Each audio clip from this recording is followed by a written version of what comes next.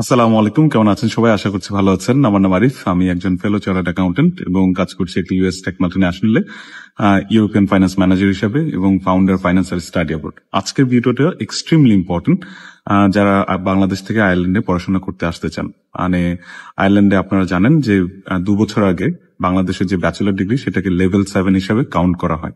মানে হচ্ছে বাংলাদেশের যে ব্যাচেলর ডিগ্রি সেটা আয়ারল্যান্ডের ম্যাক্সিমাম যে ব্যাচেলর ডিগ্রি সেটার ইকুইভ্যালেন্ট না, বরং একটা স্টেপ মানে হচ্ছে নিচে ধরা হয়। এবং আপনি যদি সেই ডিগ্রিটাকে আয়ারল্যান্ডের ইকুইভ্যালেন্ট করতে চান সেক্ষেত্রে আপনাকে 1 বছর এক্সট্রা এখানে পড়াশোনা করতে হবে, তারপরে গিয়ে আপনি হচ্ছে মাস্টার্স করতে পারবেন। কিন্তু এখানে কিছু কিছু এক্সেপশন আছে, যেটা হচ্ছে ইঞ্জিনিয়ারিং প্রোগ্রামগুলোর জন্য।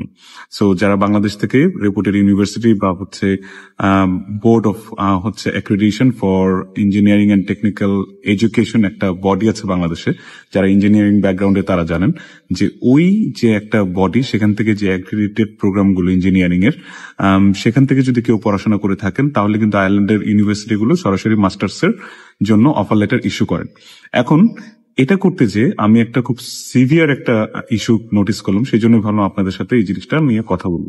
তো আমি যখন ওই ওয়েবসাইটটাতে গেলাম 2-3 দিন আগে, আমার টিম সহ আমরা যখন দেখলাম যে বাংলাদেশে কোন কোন প্রোগ্রাম, আমরা ইউজুয়ালি যেটা হয় যে একটা স্টুডেন্ট আসলো তার প্রোগ্রামটা আমরা চেক করি যে অ্যাক্রেডিটেড কিনা এবং সেই অনুযায়ী হচ্ছে আমাদের টিম অ্যাপ্লাই করে। কিন্তু কিছু কিছু ক্ষেত্রে আমরা দেখেছি যে এই যে ওয়েবসাইটটা বা অ্যাক্রেডিটেশন বডি, সেখানে হচ্ছে সাবজেক্ট লিস্টগুলো নিয়মিত আপ টু ডেট হয় বা আপডেট করা হয়।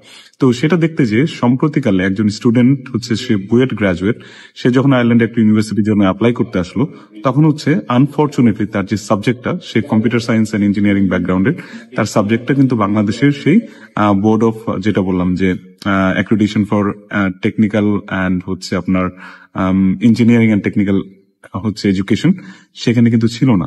সো এটা আসলে শুধুমাত্র আমাকে না, আমার টিমের সবাইকে অবাক করেছে। যেখানে বুয়েটের যারা সিএসএ গ্রাজুয়েট, তারা গুগল থেকে শুরু করে মাইক্রোসফট, মেটা, অ্যাপল, বিশ্বের সব বড় বড় কোম্পানিতে আছে এবং বুয়েটের কোয়ালিটি নিয়ে নিঃসন্দেহে আমাদের কোনো মানে হচ্ছে বলার কিছু নেই। বাংলাদেশে বুয়েট হচ্ছে বেস্ট হচ্ছে institution for engineering education. But at the same time আয়ারল্যান্ডের পার্সপেক্টিভ থেকে যদি আমরা চিন্তা করি, আয়ারল্যান্ডের কিন্তু বুয়েটকে ওইভাবে চিনবে না, চেনার কথাও না। সো বাংলাদেশেরই উচিত হচ্ছে বুয়েটকে আয়ারল্যান্ডের কাছে চেনানো, যে বুয়েটের র্যাঙ্কিং, বুয়েটের রেপুটেশন কেমন সেটা জানানো, এবং সেটা জানানোর উপায়টা কি, সেই অ্যাক্রেডিটেশন যে বডি আছে সেটার মাধ্যমে। সো আনফরচুনেটলি আমি দেখলাম বুয়েটে শুধুমাত্র সিভিল ইঞ্জিনিয়ারিং ছাড়া আর কোনো সাবজেক্টই সেই যে বডিটা সেটার অ্যাক্রেডিটেশন লিস্টে নেই। এটা কোনোভাবেই হতে পারে না, এবং অন্যান্য ইউনিভার্সিটির ক্ষেত্রেও কিন্তু সিমিলার সিচুয়েশন। সেটা কারণটা কি? কারণগুলোর মধ্যে একটা খুবই সিলি কারণ হচ্ছে তারা ফি পে করেনি সেই অ্যাক্রেডিটেশন বডিকে, এই জন্য তাদের যে লিস্টিং সেটা অ্যাক্রেডিটেশন যে বডি সেখান থেকে কেটে ফেলা হয়েছে, যে আমি যদি সঠিক এটা পড়ে থাকি তো। সো চিন্তা করে দেখুন যে যেই ছেলেটা বুয়েট থেকে সিএসসি গ্রাজুয়েট করে হচ্ছে আয়ারল্যান্ড ইউনিভার্সিটিতে অ্যাপ্লাই করলো, সেখানে তাকে অফার লেটার দিল না এটা বলেই যে হচ্ছে তার ইউনিভার্সিটির যে সাবজেক্ট সেটা হচ্ছে ওই যে অ্যাক্রেডিটেশন বডি সেখানে লিস্টেড না। সো এটা একটা ইউনিভার্সিটির জন্য বা একটা স্টুডেন্টের জন্য কতটুকু দুর্ভাগ্যজনক সেটাই আমি চিন্তা করছিলাম এবং ভাবলাম যে আমি এটা নিয়ে কথা বলি। সো এই ভিডিওটা করার উদ্দেশ্যটাই এটা হচ্ছে যে বাংলাদেশ থেকে যারা আমার এই ভিডিওটা দেখছেন বা যারা এটা দেখবেন, তারা অবশ্যই আপনাদের ইনস্টিটিউশনের সাথে কথা বলবেন, যেন হচ্ছে তারা যারা ইঞ্জিনিয়ারিং ব্যাকগ্রাউন্ডের, অফকোর্স, কারণ হচ্ছে অন্যান্য সাবজেক্টের জন্য এখানে লেভেল 7, লেভেল 8 এর ইস্যু থাকলেও ইঞ্জিনিয়ারিং ব্যাকগ্রাউন্ডের স্টুডেন্টরা আপনাদের সাবজেক্ট যদি অ্যাক্রেডিটেড হয় সেই বডি থেকে, তাহলে কিন্তু আপনারা ডিরেক্টলি মাস্টার্সের জন্য এনরোল হবেন। সো আমি চাই না যে কেউ ডিরেক্টলি মাস্টার্সের জন্য এনরোল হওয়ার জন্য যিনি ইলিজিবল, সে কেন একটা 1 বছরের এক্সট্রা হায়ার ডিপ্লোমা হচ্ছে লেভেল 8 এর 1 বছর করবেন। So it doesn't make any sense. So এটা আপনাদের দায়িত্ব, আপনাদের ইউনিভার্সিটিকে বলা, এবং এটা ইউনিভার্সিটিরও মোরাল দায়িত্ব যে তার স্টুডেন্টদের কথা চিন্তা করে হলেও তারা যেন হচ্ছে এই ইস্যুটাকে তারা সলভ করেন বাংলাদেশে অ্যাজ সুন অ্যাজ পসিবল। কারণ আপনারা জানেন যে হচ্ছে জানুয়ারি ফেব্রুয়ারি ইনটেক চলছে।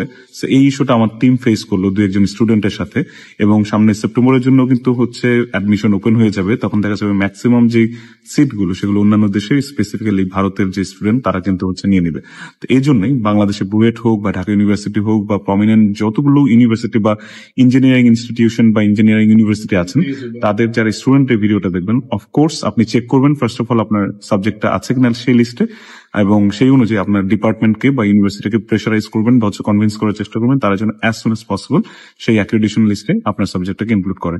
এটা আয়ারল্যান্ডের জন্য স্পেসিফিক ভাবে প্রযোজ্য, কারণ আমি জানি ইউকে তো অনেক সময় অফার লেটার দেয়, বাট যদি একটা অ্যাক্রিডিটেশন বডি থাকে, সেটা রিগার্ডলেস ইউকে হোক বা আয়ারল্যান্ড হোক, এটা সবার উচিত যেন সেই অ্যাক্রিডিটেশনে আপনাদের নামটা থাকে, পরবর্তীতে জবের জন্য হোক বা পরবর্তীতে আরো হায়ার স্টাডিজ এর জন্য, সেটা হচ্ছে আপনাদের সবার জন্যই হেল্পফুল হবে। সো আশা করছি এই ভিডিওতে যে মেসেজটা দেওয়ার উদ্দেশ্য ছিল সেটা সবাই পেয়েছেন। এন্ড আই অ্যাপোলোজাইজ যে আমি সানগ্লাস পরে ভিডিওটা করছি, কারণ আমার চোখে একটু সমস্যা। আশা করছি ক্ষমা সুন্দর দৃষ্টিতে দেখবেন এবং আপনারা সবাই ভালো থাকবেন, এই বিষয়টাকে সিরিয়াসলি নিবেন এবং চেষ্টা করবেন মিটিগেট করার জন্য। ধন্যবাদ, সালাম আলাইকুম।